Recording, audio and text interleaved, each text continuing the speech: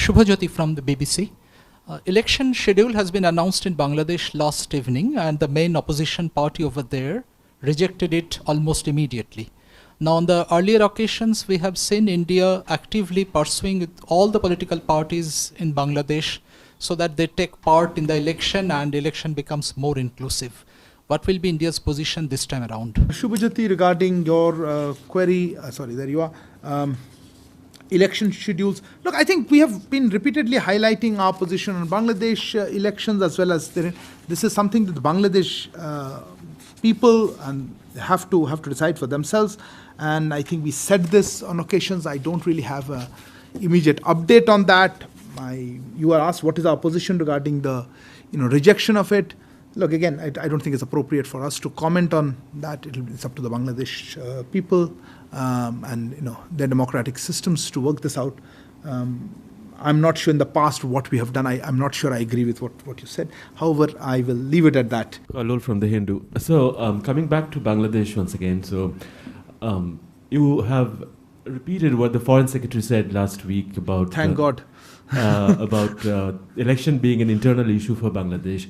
But when we look at the news reports, we find various diplomats, especially of the Western countries, Ambassador Peter Haas of the United States to begin with, is reaching out to all political parties, rather in an unusually activist manner. And he's not the only one, and they are raising issues. You did say the US ambassador, right? Yes, I did, because he is in the news pages. You're asking the wrong person. Yeah, but I'm just making that point that, with your position, you are very unexpectedly, located with China and Russia. Sorry, Kalol, you got to make it tighter. This question is going nowhere. Okay, fine. So what's exactly your query? Just in 2+2, you discussed... 2+2? Yeah, in the 2+2 dialogue with the US. With the US, you discussed Bangladesh. And so it's really looking like as if you have a difference of opinion on Bangladesh with the United States. So I was thinking if you would clarify, because it's been written about in the Bangla press in Dhaka quite a lot, that there is apparent difference over Bangladesh and the election process between India and the United States. And the Bangladesh position is not important. No, I didn't understand your question. Anyway, I'll answer what I can. No, I got you. I hope you got it. Okay. I'm not sure, but I'll try. Kalol, as I said, I was a little confused about the various strands of your question. Our position on what is developing in Bangladesh has been articulated number of occasions. Thank you for confirming that I'm in line with what my bosses have been saying. That's where we are. I think it's something for the people of Bangladesh to find out. Yes, it did come up in discussions, but so did many other topics with the US, as you mentioned, Foreign Secretary mentioned, that is, I wouldn't be in a position to comment whether there is a difference of opinion. Our opinion, you know very well.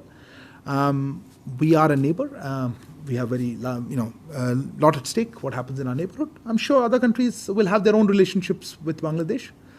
And I certainly don't know if that's the right word to use, a difference of opinion.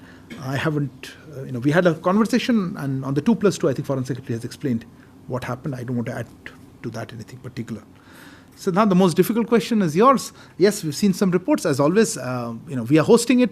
Anybody who is coming here to watch it is welcome.